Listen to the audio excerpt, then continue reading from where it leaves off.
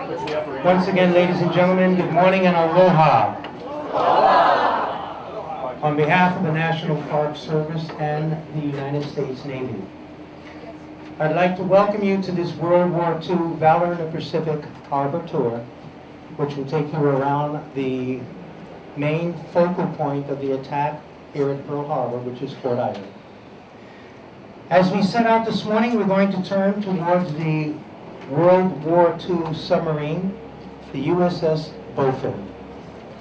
The USS Bowfin was nicknamed the Pearl Harbor Avenger. She was thus nicknamed because she acquired throughout her service time here in the Pacific some 44 acknowledged kills. A kill, of course, would be taking out a specific ship or type of ship, but she did record 44 of those kills. Where a submarine had a lifespan of anywhere from 6 months to 18 months inclusive, the USS Bowfin came out in 1942 and served her entire service throughout the Pacific Basin until the end of the war. Very remarkable feat indeed.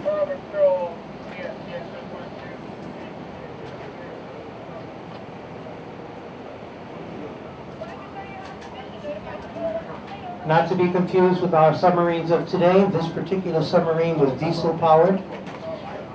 Held a crew, including officers, of approximately 87 personnel. That's why you can understand that when we lost one of our submarines, we not only lost that submarine, but its entire crew. Just ask Judith and she'll look you up. Just to your right, where you see the American flag, is the USS Bowfin's memorial dedicated to those submarines that did not return.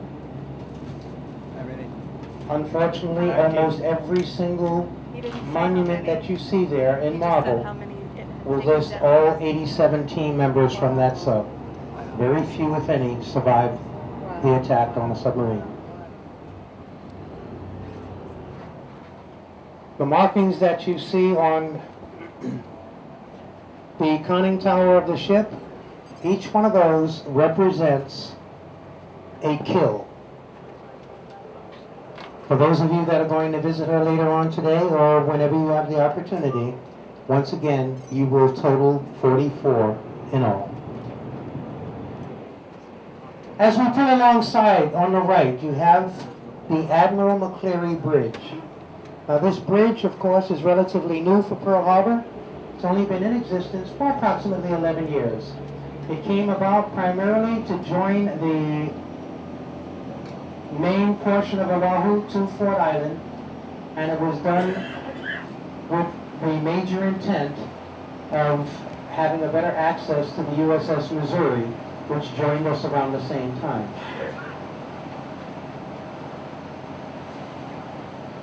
The Admiral McCleary is a swing bridge. Please don't ask me what that means, I'm just a country boy. But my understanding is it will be open tomorrow. And one of our destroyers, or guided missile cruisers, paying honor to the USS Arizona, will pass through this area.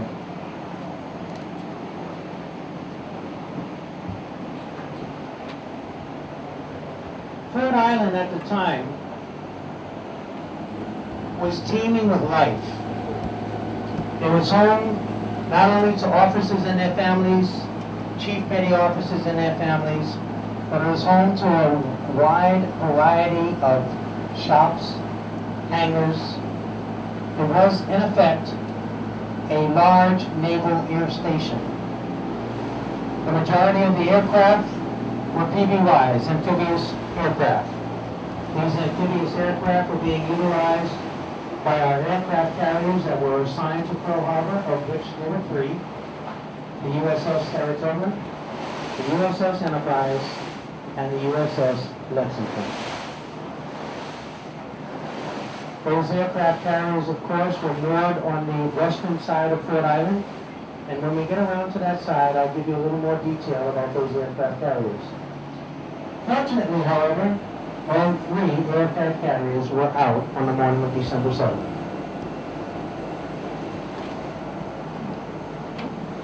As we pull alongside Fort Island, you'll see some of the homes, magnificent and large, that are still being used to this day by the United States naval officers and their families.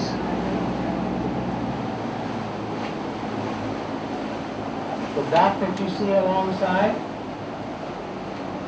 was being used up until the bridge came into existence. And strangely enough, they had a 5 a.m. to 10 p.m. working hours where people were allowed to get aboard a boat and go back and forth from the mainland to Fort Island. If you were one of those young men that were out on the town that night and missed the 10 o'clock, you simply slept out until the next morning.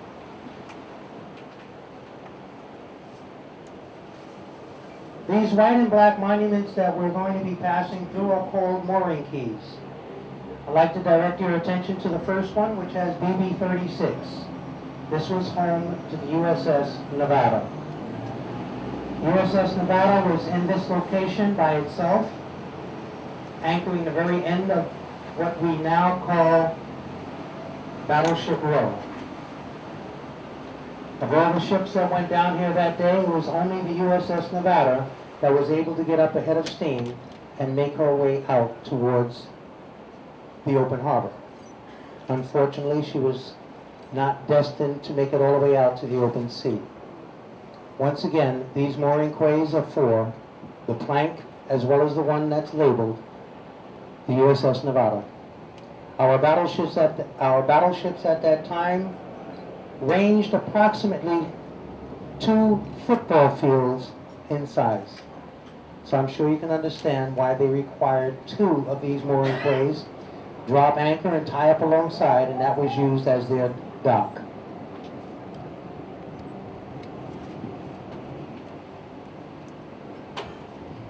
We're coming up on the USS Arizona Memorial, which was dedicated and opened to the public on May 30, Memorial Day of 1962. For those of you that have an opportunity of visiting the Arizona Memorial, you'll find that it is divided into 3 very distinctive rooms. The first room we call the flag room. Proudly hanging on the right-hand side, you will find 9 state flags. Battleships were being named after states at that time, so those 9 state flags represent each of the battleships that were here on December 7th.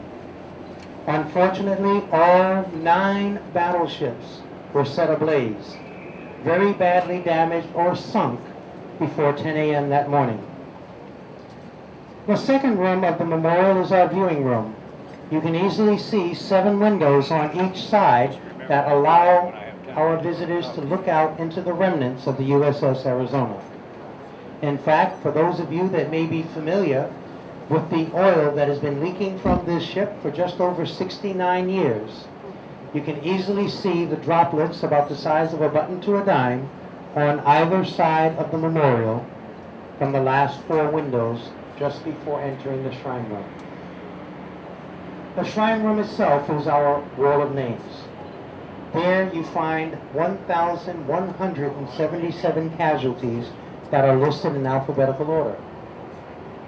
Fronting that wall, however, our visitors quickly identify an additional list of names. Those names, however, are dated from 1982 through 2010. These, of course, are the names of survivors. Individuals that were extremely fortunate to make it out that day go on to live their lives, but upon passing, they have requested to be re-entered into the ship to spend eternity with their shipmates that they left behind.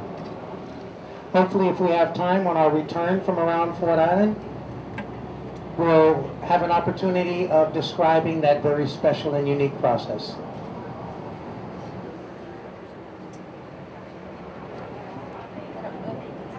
Battleship Low is so named because along Battleship Road were 7 of the 9 battleships that were assigned here. As I mentioned, the USS Nevada. You're missing the boats pulling out with all the guys saluting. They're saluting.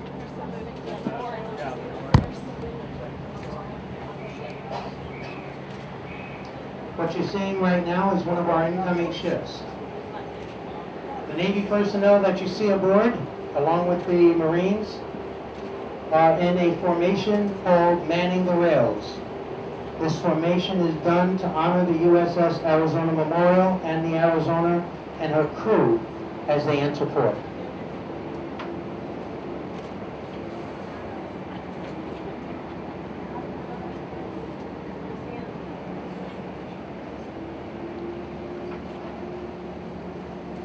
This particular ship undoubtedly is on its way alongside the fuel piers, which you'll easily be able to see on our return from our tour in and around the harbor. Outside of the USS Arizona sat the amphibious repair ship Vestal. She too was badly damaged and attempted to make her way out. Like the Nevada, she ended up beaching herself, this one pretty close to the area where you boarded the Navy launch. Just in front of the Arizona and the Vestal sat the USS Tennessee, tied to the two mooring keys that you see, and tied up to the outside of her was the USS West Virginia. Unfortunately, the West Virginia also went.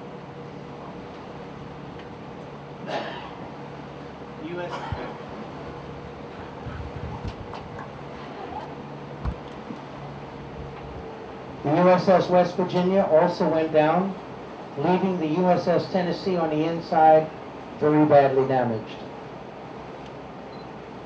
Where you currently see this dock and the USS Missouri, that was home to the USS Maryland on the inside where the dock currently is, and the USS Oklahoma.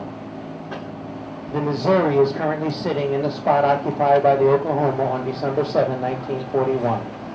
The Oklahoma, unfortunately, was hit alongside with 9 to 13 torpedoes, rendering it impossible for them to counterbalance, and she in turn turned completely over. USS Oklahoma lost 429 of her crewmen. Well over 400 were trapped inside, of which only 32 could be rescued.